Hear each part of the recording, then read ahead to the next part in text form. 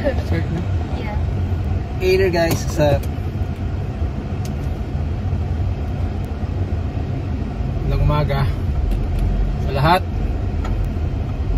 So, today is November 18.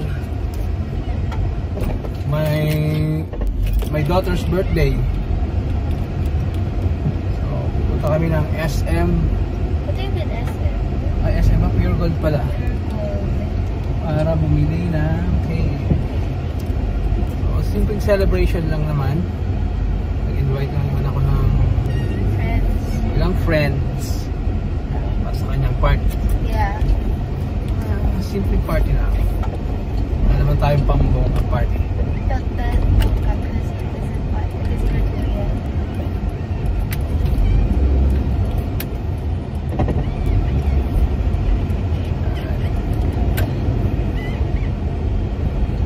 So, mamaya gagawa ako ng vlog about dito sa car na nabili natin. Shoutout nga pala dyan sa aking mga nakasama sa impyerno. Na Sir Ginsa, ang aking kabro dyan si Manuel. Gusto na kayo dyan, Tupe Kamang Swaib, gusto ka na, miss ka na yung ingay mo, ma. Sana makalaya ka na para kita tayo. Mga kasama pa natin dyan. Shoutout natin si Tommy. Ingatan mo yung mga balde ko, Tommy, ha. Tupe. Pati si Sek Ian. Lalo na siyempre aming chairman dyan, si Chairman Ura. Napakabait na chairman yan. Di ba siya yung gusto? Wala akong binabayaran lahat dyan. Ay, wala, bawal pala yung term na bayad. Yan pala. Wala akong dinodolate dyan. Salamat sa'yo, Chairman Ura. Napakaluwag talaga ng pag-stay ko dyan sa impyerno natin. Gusto pa yun? Diba yan yung nagkukook ng food? Ito ang aking daughter. No, don't show me. Don't show me. Dahil ako. I'm camera shy. You're camera shy. Yeah. Di ba siya yung nagluluto? Like, Sino? Sa Zelda 7, yung chairman mo. Si ano dati yun? Si Chairman, ano yun? Chairman Rashid. Iba na? Kalbo. Oo, iba na. Makalabas na yun. Si Chairman ano ngayon? Rock. Wait yun. Chairman Rock. Rock and roll. Wow. Lagi kong nakaka-chat dyan si Kamsa eh. Si Kamsa, si OG, yan. Lagi kong nakaka-chat. Chat-chat lang tayo lagi. Sana makapunta ako dyan ulit, no? Pag medyo maluwag. At saka, syempre, pag maluwag na rin sa budget, naman pupunta tayo dyan na tayong dala. So ngayon kasi, bumili muna tayo ng sakyan para mga gala agad, buong family. Yeah. So, ang binili kong car, yung katulad din ng car ko dati. Actually, same na same talaga. Ang pinagkaiba lang, this is a 1.5 engine. Yung dati ko kasi silver. Pangalan ng Quicksilver 1.3. But the rest, same. And maliban sa pintura, this one is black. So, Nissan Grand Dune 2003. It's already 2 decades old na. 2 decades? Itong car na to. 20 years? Oo, 20 years. So, the reason why bakit napili natin itong car na to, guys, is because syempre number one factor yun is cost consideration. Wala tayong ganung financial dahil ano naman, saan tayo galing?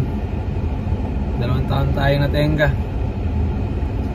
Yan ang kailangan natin ng car, immediate car for mobility para makakilos agad tayo. By the way guys, ang pangalan ng car ko na to is si Dark Horse. Dark Horse. May ibig kasi sabihin ng Dark Horse. Dark Horse kasi yan yung tatahimik-tahimik lang pero biglang mananalo.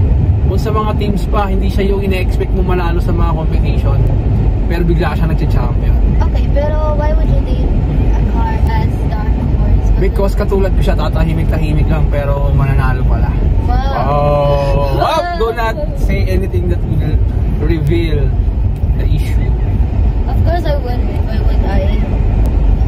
That's not Because you're talkative. Yeah, I am talkative, but I wouldn't speak something like that. That is not my business to talk about. Sino ba pwede natin na shoutout dyan? Pedro, gusto na yung kalbo mo? Makinis pa ba? Sana makalabas na kayo dyan.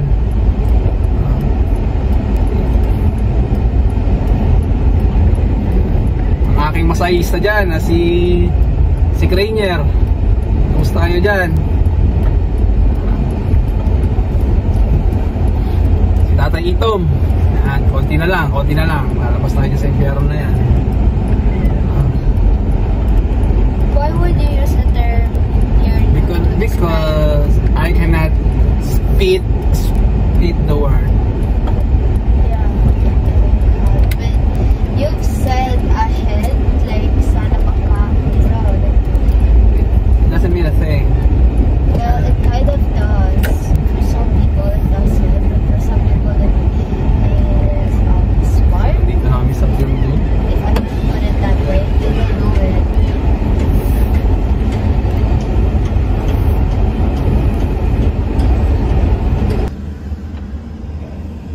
Ganyan lang siya. So, very basic lang.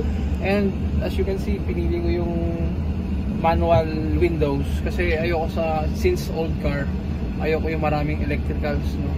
Medyo mabilis mag-burn out yung mga electrical parts pag medyo old na yung sasakyan. Tsaka let's say yung mga motor nung window, yan, mabilis mag-burn out yun eh. Kaya pinili na natin yung manual window na yan. Nakaka-exercise pa yung kamay natin dito, ano? I don't have other words. Yan ang aking bunso. Yan. Nakapunta na rin yan doon sa impyerno. Ayan. So ganyan lang siya ka-basic. Yeah, I've got to that place. Yeah. As long as it's clean. No. Ito yung kanyang back seat. May seat cover siya. Pero napakaganda pa ng upholstery niyan.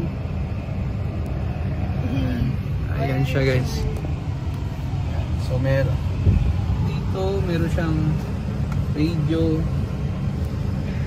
Ganyan lang siya, basic lang talaga for daily driven lang. Alright. Ayan. So tuloy tayo sa pagbablog. Maya na kami konti bababa. Ano pa bang sasabihin ko? So nami-miss ko na kayo dyan, mga kasama. Sana makapunta na ulit ako dyan.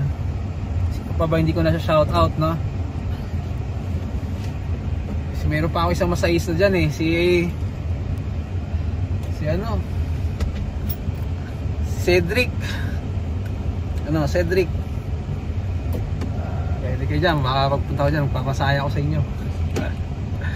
Sino ba shoutout natin dyan? Yung mga batang kaya po dyan, ha, makabait kayo. Ito yung aircon. Si Kagawad pala.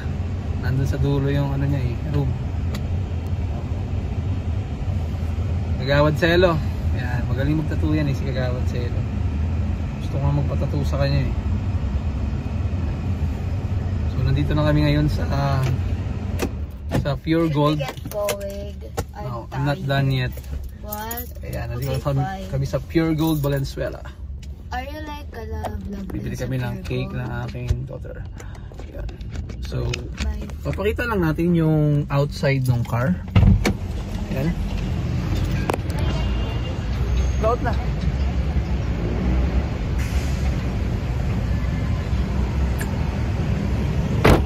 Ayan guys. So meron na siyang keyless entry rin. Ayun. Ayan.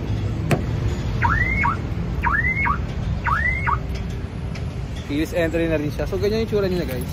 Naman sa will buy some plastic. Ayan. Nissan Grand. Ganyan siya. Ganyan lang siya basic car.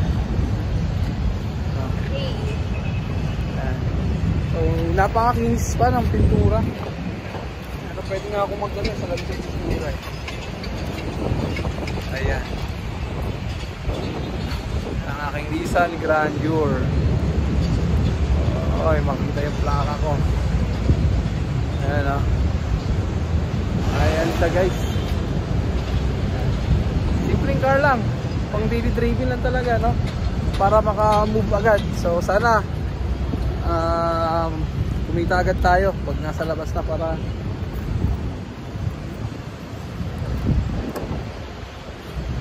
ayan. So gusto ko pakita yung engine ng ating car.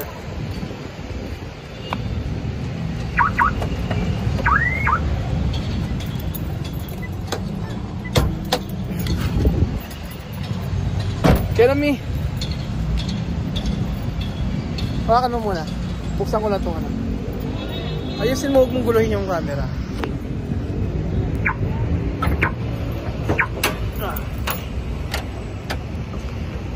Oh my gosh. Ayan. So, ayan guys, yung ating makina, no? Ganyan lang. Kaya dyan naka-basic yung makina ng Nissan Grande. Ito yung cover niya. So kaya gusto ko itong car na to kasi talagang kabisado ko na yung ano, yung parts dito kung saan mga papalitan, ano pag nagka-problema, kaya kong ayusin. Ito yung map sensor, yung radiator, nandito yung kanyang tawag ito, kanyang mga fuse, dito kayang ECU, yung wang-wang. So may mga in-install dito bagong ano, tsaka yung ito yung bago yung kanyang ano, bago yung kanyang engine support. Ayan, kulang lang sa linis tong engine na to kasi pag old cars medyo nag-aalangan akong ano, engine wash. But the good thing is so ito meron na siyang ganito. Ayan, engine support niya doon. Ito pa yung isang engine support. Ayan. Ayan. Lahat ng engine support yan bago na eh. Pinakita sa akin. Saka ito oh. Ayan guys. Ayan. Bago yung kanyang hindi ko alam kung ano tawag dun eh. Pero kaya ito binenta ng may-ari kasi nakabili siya ng BIOS. And yung BIOS niya kasi, ang BIOS niya kailangan niya ng pera para maipasok ata yung BIOS sa Grab. No? Kasi kailangan niya na pagkakakitaan. So kaya binenta niya itong car na to. Napakamura ko lang ito nabili guys. So, pero hindi ko i-disclose yung price. No? Siyempre baka dumating yung time, benta natin ito, baka ba natin. Pero sulit to guys. Kayang-kaya long drive. No? Napaka-smooth, tahimik yung makina. Wala akong naging problema. Ayan. Ito yung kanyang dipstick. Pinaayos ko na rin yung mga brakes nito. Siyempre, yun ang kailangan gawin sa isang car para ano, safe tayo, no? Brakes agad yung ang aayusin. Hindi ko muna siya pina-change oil kasi medyo okay yung langis, sabi nung Shell. Sa Shell kasi ako nagpagawa nun eh. Okay pa naman daw yung langis. Overall, lahat gumagana. Meron lang siyang di gumagana dito eh. Late ko na na-check kasi. Yung tubig ng wiper, pag pinipisan ko, di lumalabas yung tubig. Pero that's minor issue. The important thing is, yung engine natin walang leak. Yan naman importante dyan, walang tunog, walang leak, walang usok, napakatahimik ng makina. No? So, hindi tayo titiil ito guys. Ayan. So, abangan nyo na lang kapag punta ko dyan, mga kasama. Dadalhin ko tong dark horse ko. Para ano, sana the soonest kasi syempre gusto naman natin pupunta tayo dyan. Meron pa konsuelto sa mga kasamahan natin dyan. Hintay-hintay lang kayo muna. Pero huwag kayo mag-alala, hindi ko kayo makakalimutan. Meron pa ba akong hindi naka-shout out dyan? Ha? Yung tindahan dyan, Kenneth. Ayan, shout out sa'yo dyan, Kenneth. Ayan. Sino pa ba? Mokang at si Aldrin, dahan-dahan lang kayo. Baka ano. Ayan. Alright, sige guys. Hanggang dito na lang at bibili kami ng cake para sa aking bunso. Ayun siya. Sige.